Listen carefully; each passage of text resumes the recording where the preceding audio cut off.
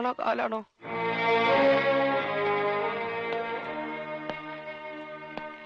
വെറും ഒരു ഫോൺ കോളിന്റെ പേരിൽ അവർ ഈ കല്യാണം ഒഴിഞ്ഞോ? അവരറിഞ്ഞൊക്കെ വാസ്തവമായിരുന്നാലും സാരമില്ല. നമ്മുടെ ട്രാവൽസും മെട്രോ ഏജൻസീസും കൂടി പയ്യന്റെ പേർക്ക് എഴുതി കൊടുത്താൽ തീരുമാനിച്ച ദിവസം തന്നെ കല്യാണം നടത്താമെന്ന് അവർ പറഞ്ഞു. എന്നിട്ട് നീ അത് സമ്മതിച്ചോ? സമ്മതിച്ചു. ചോദിക്കുന്നത് എന്തും കൊടുക്കാമെന്ന് സമ്മതിച്ചു. പക്ഷേ എന്റെ പെങ്ങളെ മാത്രം തരില്ല എന്ന് ഞാൻ പറഞ്ഞു.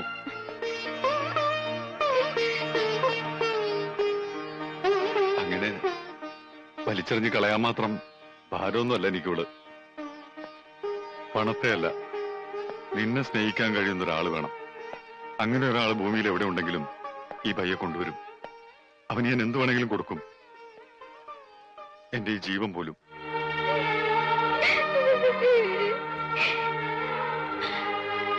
എന്തിനാണ് നീ വിഷമിക്കുന്നത്?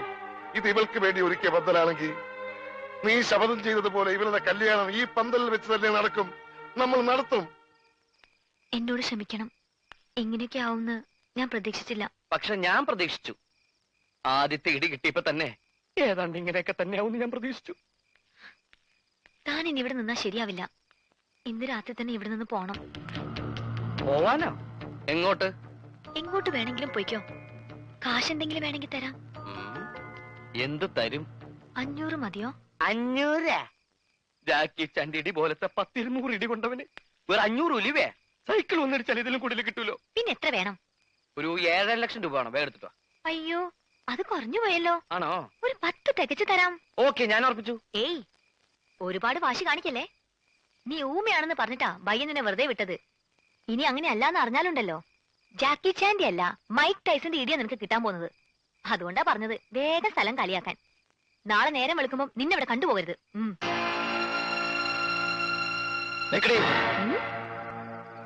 നീ എന്താ എന്നെ വരട്ടുക?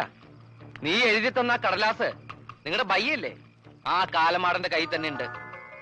ഇന്നലെ വന്ന എനിക്ക് പഞ്ചാബി അറിയില്ലെന്ന് അയാൾക്കറിയാം. ആ പെങ്കൊച്ചിന്റെ കല്യാണം മുടക്കാൻ അവളെന്റെ കാമുകിയൊന്നല്ലോ. എടാ, ചൂടാവാതടി. നീയാ ഇതൊക്കെ എന്നെ കൊണ്ട് ചെയ്യിപ്പിച്ചതെന്ന് തെളിയിക്കാൻ ആ കടലാസിലെ ഈ കൈയക്ഷരം ഒന്ന് ഒത്തു നോക്കിയാ മതി. പിന്നെ സമാധാനം പറയേണ്ടി വരുന്നത് നീയാ. നിന്റെ കല്യാണം നടത്താതെ അവളുടെ കല്യാണം നടത്താൻ ശ്രമിച്ചതിലുള്ള അസൂയ കൊണ്ടാ നീ എന്നെ കൊണ്ട് ഇതൊക്കെ ചെയ്യിപ്പിച്ചതെന്ന് ഞാൻ തെളിയിക്കും. അതോടെ പണ്ട് മുടങ്ങിയ കല്യാണം മുടക്കിയതും നീയാണെന്ന് എല്ലാവരും സംശയിക്കും. പിന്നെ നിന്റെ കാര്യം പോകാം. അതെ, ഇനിയൊന്നും ബയ്യ അറിയാണ്ട് നോക്കേണ്ടത് നിന്റെ കടമയാ. എങ്ങാനും ഞാൻ മിണ്ടിപ്പോയാ നിന്റെ കഷ്ടകാലം അപ്പ തുടങ്ങും. ആഫീസ് ആഫീസും പൂട്ടും. Good night. Good night ma'am sir.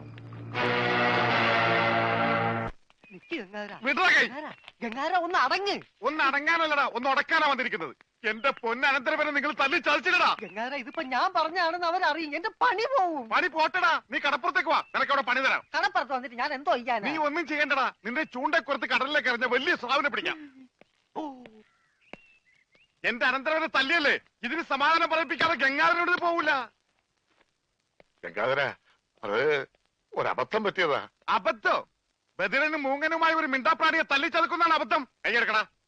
ഒരു കാര്യം ചെയ്യ്, അവനെ കൊണ്ടുവയ്ക്കൂ. കാശ് പിന്നെ തന്നാ മതി. വാക്ക് പറഞ്ഞ വാക്കായിരിക്കണം. നിർവികേട് കാണിക്കരുത്. കാശ് തരാതെ അവനെ വിടില്ലാന്ന് പറഞ്ഞാൽ വിടരുത്. നീ വിടറാ. ഇപ്പൊ ഇതിന് സമാധാനം പറയണം. എടോ, ഒന്ന് പതുക്കെ പറ. അവനകത്തുണ്ട് സിക്കന്ദർ. ചിക്കന്ദർ അല്ല മട്ടന്തർ വന്നാലും എനിക്കാരും പേടിക്കേണ്ട ആവശ്യമൊന്നുമില്ല. ഈ ഗംഗാധരനല്ലേ കടപ്പുറം. കൈ തെരണ്ടി വാൽ കൊണ്ട് ജനിച്ചവനാ. അത് ഇവിടുത്തെ ബടാസാബിനെ ഒന്ന് കാണിക്കാൻ വേണ്ടി തന്നെയാ ഞാൻ വന്നിരിക്കുന്നത്. അറിയാതെയാണെങ്കിലും ഞാൻ ഒരു തെറ്റ് ചെയ്തു, സമ്മതിച്ചു. അതിന് പരിഹാരവും ഞാൻ ചെയ്തു കഴിഞ്ഞു.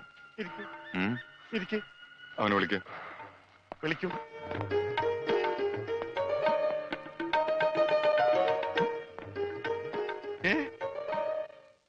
അവന് ഞാൻ ജോലി കൊടുത്തു.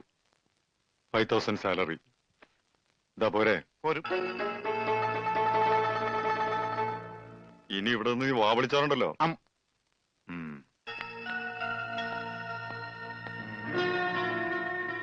ഈ 5000 എന്ന് പറഞ്ഞ എത്രയാ? 5000. കൊടുക്കും. ആരും ഇവിടെ വെറുതെ പണിയെടുക്കണ്ടെന്ന് ആ സിക്കന്ദർ പറഞ്ഞിട്ടുള്ളത്. ആ രമണന് കൂടി ഒരു ശമ്പളം കൊടുക്കാൻ പറയോ? മരണന് പണിയെടുക്കുന്ന അനുസരിച്ച് നല്ല ശമ്പളം കൊടുക്കും. എന്നാ പിന്നെ എനിക്കൂടെ ഒരു പണി തന്നൂടെ? നീ ഇനി ഇവിടെ നിന്ന് എനിക്ക് പണി ഉണ്ടാക്കരുത്. പോടാ വാടാ വാടക 5,000 അനക്കണ്ട. 5,000 അനക്കണ്ട. ഞാൻ പോയിട്ട് 1-ാം തീയതി മടങ്ങി വരാം. ഞാൻ പോയിട്ട് 1-ാം തീയതി മടങ്ങി വരാം.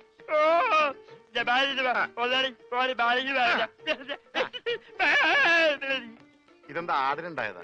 ഒന്നുമില്ല, ഞാൻ പോട്ടെ. ബാഗ് എന്ന് പറയാൻ മാത്രം അറിയാല്ലേ? ഞാൻ പോട്ടെ.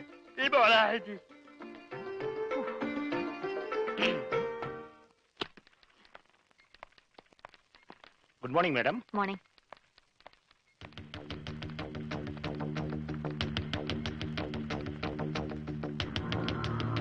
Good morning.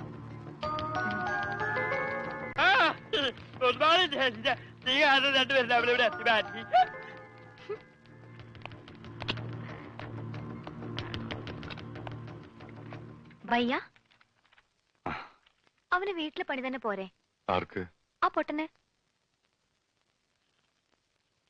വീട്ടിലെ പണിക്ക് ആള് കുറവാ. ഇവിടെ ഈ 2 നാവും നന്നാല് കാതുമുള്ള ആളുകൾ ചെയ്തിട്ട് ശരിയാകാത്ത പണി അവൻ ചെയ്താൽ ശരിയാവോ? നിനക്കറിയില്ല, അവൻ മിടുക്കനാ. ഇവിടെയുള്ള ആരേക്കാളും മിടുക്കൻ.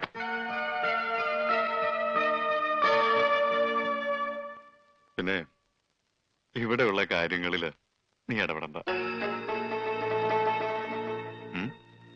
മോള് പൊയ്ക്കോ.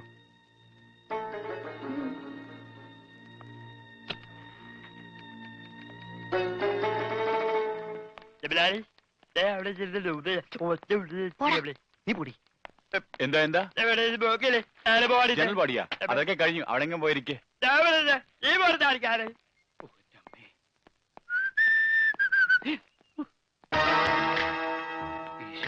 ഇയാളെന്താ ഇവിടെ?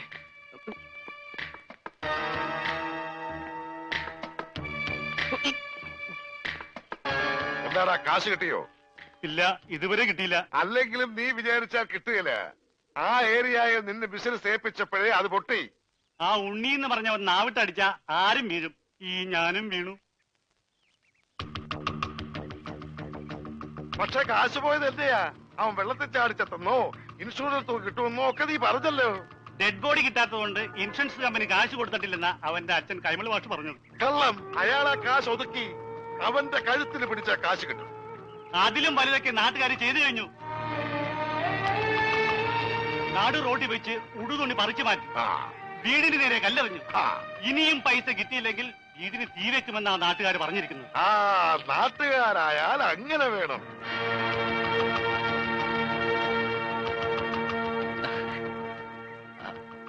ആരാത്? ദൈവമേ, ഈ ചെക്കന്റെ ബോഡി കിട്ടുന്നവരെ മനസ്സിന് സ്വസ്ഥതയില്ല. അതെ, ഞാൻ മണിന്ദർ സിംഗിന്റെ മകളാ, കരിഷ്മ. ഇപ്പൊ ഒരാളുടെ കാര്യം പറഞ്ഞില്ലേ, ഒരു ഉണ്ണി. എന്താ? എനിക്ക് അവനെ കുറിച്ച് എല്ലാം അറിയണം. അവൻ ജീവിച്ചിരുന്നപ്പോഴേ ഒരു മുങ്ങൽ വിദഗ്ധനായിരുന്നു. മരിച്ചു കഴിഞ്ഞ ആ ഡെഡ് ബോഡിയെങ്കിലും കിട്ടിയിരുന്നെങ്കിൽ ഞങ്ങൾ കുറെ പേര് രക്ഷപ്പെട്ടേനെ. അതെങ്ങനെയാ? അവന്റെ ബോഡി അതും മുങ്ങി. അവന്റെ ഫോട്ടോ എന്തെങ്കിലും കിട്ടാൻ മാർഗമുണ്ടോ? എവിടെയെങ്കിലും ഡെഡ് ബോഡി കണ്ടാൽ അപ്പൊ ഒത്തു നോക്കാൻ വേണ്ടി കൂടെ കൊണ്ട് നടക്കുക.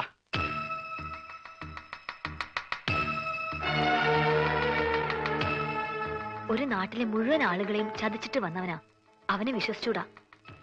അവൻ നമ്മളോട് പറഞ്ഞതും പച്ച കള്ളമാ. അവൻ ഗംഗാധരൻ ആരുമല്ല. അവന്റെ അച്ഛനൊരു സ്കൂൾ മാഷാ.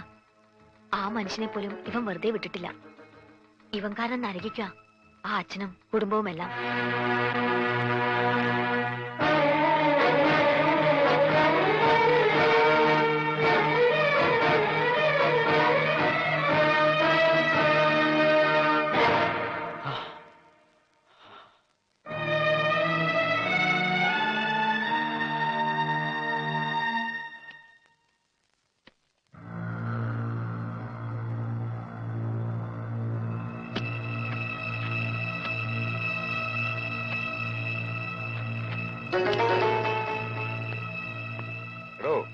നമുക്ക് ഈ പണം 5 മണിക്ക് മുമ്പ് റാവുത്തറിഞ്ഞിന്റെ കയ്യിലെത്തിക്കണം. ഇല്ലെങ്കിൽ നാളെ നമ്മുടെ ട്രാവൽസിലോടുന്ന വണ്ടികൾക്കൊന്നും പെർമിറ്റ് ഉണ്ടാവില്ല. അല്ല ഞാനിത് ആരോടാ പറയണേ?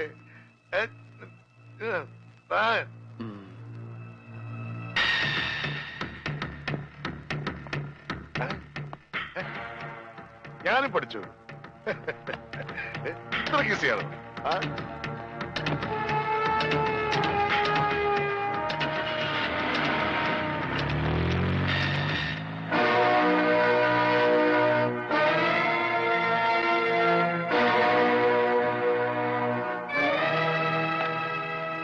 എന്താ ഭയ്യ? ചാച്ചാജി ഇതുവരെ എത്തിയില്ല.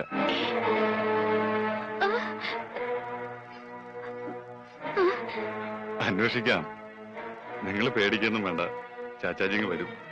കൂടെ പോയിരിക്കുന്നത് ഗംഗാധരൻ കൊണ്ടയാക്കിയ ചെക്കനാ. ഇത്രയും പണവും ഉണ്ട്. അവൻ എന്തെങ്കിലും അവനെ കുറിച്ച് അങ്ങനെ ഒന്നും സംശയിക്കണ്ട. അവൻ ചതിക്കും. ചതിയനവൻ പണത്തിന് വേണ്ടി എന്തും ചെയ്യും. എനിക്കറിയാം, അതുകൊണ്ടാ പറയുന്നത്. വേഗം എന്തെങ്കിലും ചെയ്യണം.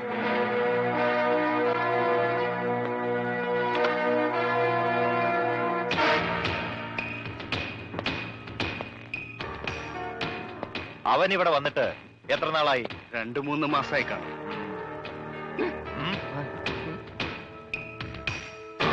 ഇവിടുന്ന് പോയതിനു ശേഷം മനീന്ദർ സിംഗ് ഫോൺ ചെയ്യോ മറ്റോ?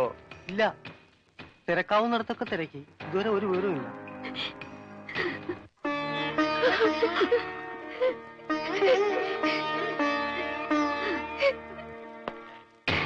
സാർ, സ്റ്റേഷനിൽ നിന്നോ? Hello, speaking.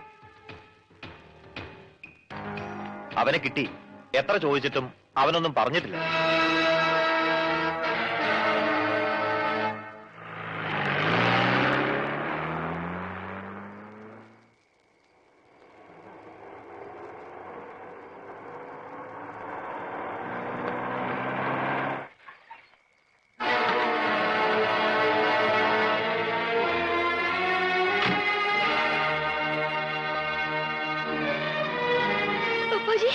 എനിക്കൊന്നുമില്ല, മോളിങ്ങനെ വിഷമിക്കാതെ. ചാച്ചാജി എന്താ ഉണ്ടായെന്ന് പറയും. ഒന്നുമില്ലടാ, ഒരു ചെറിയ ആക്സിഡന്റ് ഉണ്ടായി. അവൻ കൂടെ ഉണ്ടായിരുന്നുകൊണ്ട് ഒരു വലിയ അപകടത്തിൽ നിന്ന് രക്ഷപ്പെട്ടു. എന്നെ ഹോസ്പിറ്റലാക്കിയിട്ട് അവൻ ആ പണം എത്തിക്കേണ്ടടുത്ത് കൃത്യമായി എത്തിച്ചു. എനിക്ക് മരുന്ന് വാങ്ങാൻ ഇറങ്ങിയതാ. പിന്നെ അവനെ കണ്ടില്ല. അല്ല, അവനും കൊണ്ട് വന്നില്ലേ? എന്താ എന്താ ആരും ഒന്നും മിണ്ടാത്തത്?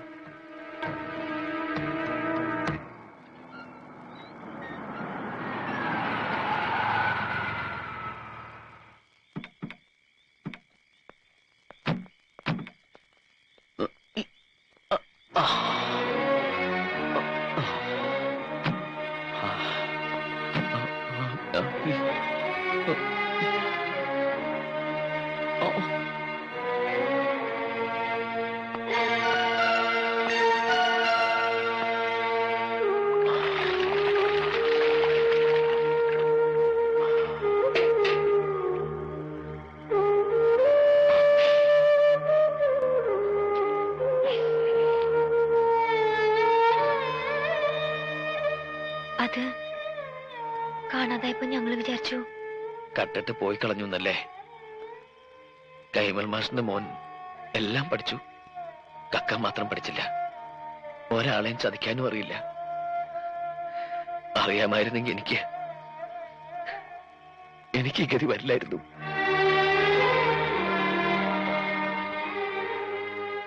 എന്റെ വീടിന് എല്ലാവരും ചേർന്ന് തീ വെക്കും മുമ്പ് എനിക്ക് അവിടെ എത്തിയേ പറ്റൂ. ഒറ്റയ്ക്ക് പോവാനും പറ്റില്ല, ആരെങ്കിലും കൊണ്ട് എത്തിക്കണം. ജീവനോടെ ഞാനവിടെ ചെന്നിട്ടൊരു കാര്യമില്ലേ.